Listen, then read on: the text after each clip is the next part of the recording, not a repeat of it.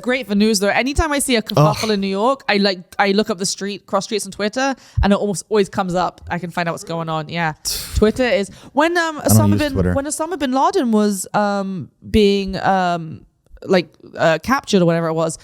It broke on Twitter because some guy was like, dude, there's helicopters flying over my building right now. Yeah, I remember that. Navy SEALs or whoever it was. Yeah. Insane. That was wild. What a crazy Twitter time. is so up to date. I don't trust them. Oh, Twitter? Nope. Oh, I like Twitter. They censored too many people. I like Twitter. I think you know that there was a Twitter handle that followed all of Nancy Pelosi's stock purchases. You hear about this?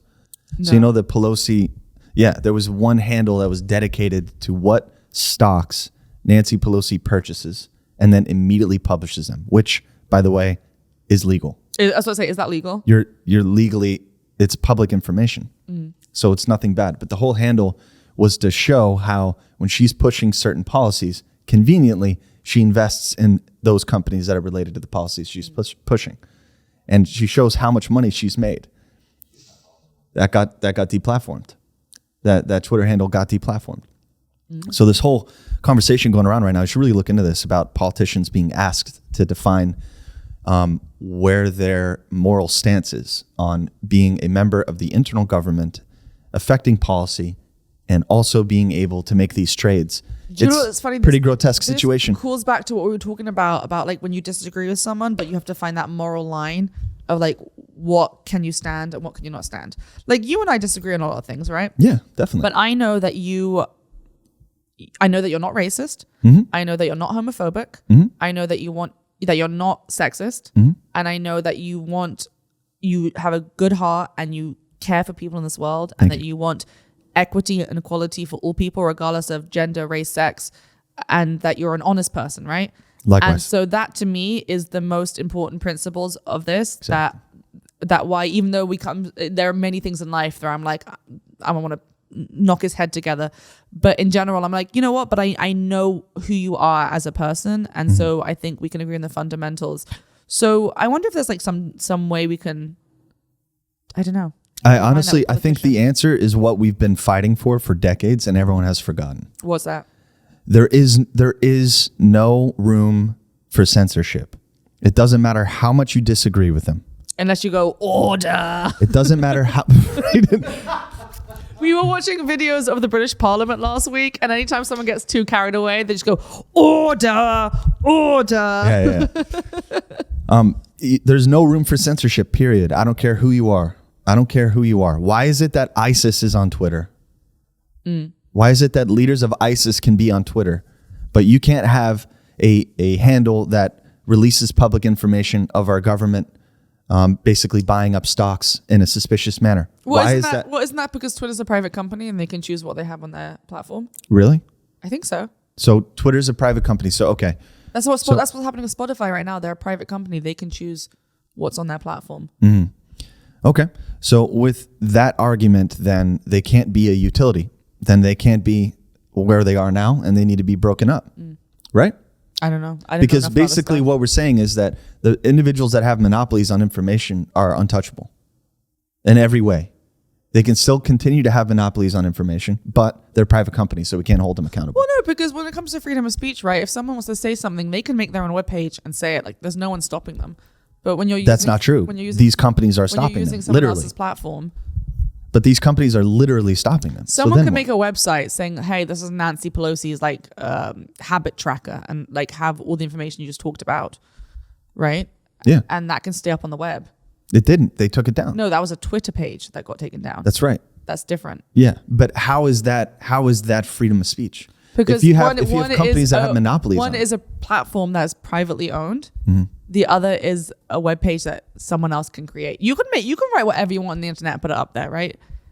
But when you're using someone else's platform, I don't know the legality of this, but I believe as a private company, they have the right to choose what goes on that platform. Okay, so let's put it this way. Whether that's right or wrong, I don't know, but I'm just saying that's how it goes. Let's say I manufacture all paper. Right. I cut down all the trees. I have 90% of the market in the world. Right. For everything that's written on paper, every sheet of paper. But you're thinking of this wrong because there is no limitations to the internet in terms of like sources. Also, like there's no running out of web pages. the way we run out of paper. No, there's no running out of web pages, but when you're literally running the utility of the internet itself, and you can't physically as an individual take on a company of that size. Do you remember that? Like, then at what point does it become a responsibility? Do you remember that nutcasey website Parler that got big for a while? Mm-hmm. Yeah. And then it got in trouble because it was all just like severely like racist, homophobic stuff happening on there. That's the internet. Which was, that is literally the internet. I think the premise of that originally was supposed to be like the most free speech, as in they wouldn't censor anyone. That's what 4chan did, right? The whole point of 4chan was they do not censor anything. You're saying with no censor comes like grotesque habits? No, I wasn't saying that at all. No. I'm saying that's why Parler got shut down. Well, not shut down. Parler kind of fell under because it was being used for that. It did, but I'm talking about Twitter. I'm saying that people have in the past like made these open platforms for free discussion. Right, but I'm talking about Twitter, right? Like we're talking like one of the most important inventions of our lifetime, right? Where you can literally sway people. What about the ethical concerns of how your Twitter feeds and your algorithm affects the way you think and shapes the decisions you make as a consumer? You're no longer a free person. Yeah, no, So where's the ethical line? But they're a private company, right? They can do what they want. Just like a private don't come company. for me. I was just saying. No. But that is I'm not coming for you. That's the argument, right? Yeah. It's that they're a private company, and I understand that to a point. But when you become when you monopolize a situation, you can't get away with that, right? Well, it's it's funny because I think as people as well with social media, we do curate a lot of what we see by who we follow. So for instance, but we aren't curating it. Well, just in the sense of like who we follow and who we like. So when the election was happening, right? Obviously, I'm living in a very democratic state. Most of my friends are Democrats. I was seeing a lot of very pro-democratic stuff, very anti-Republican stuff on my social media.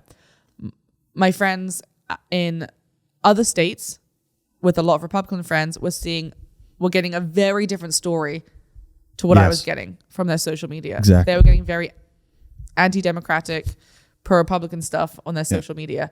So, anti-democratic?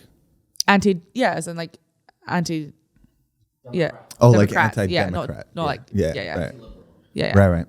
Because there's that too. You know, it's been a heavy episode. I mean, I don't know. I don't think that's necessarily bad. My blankie.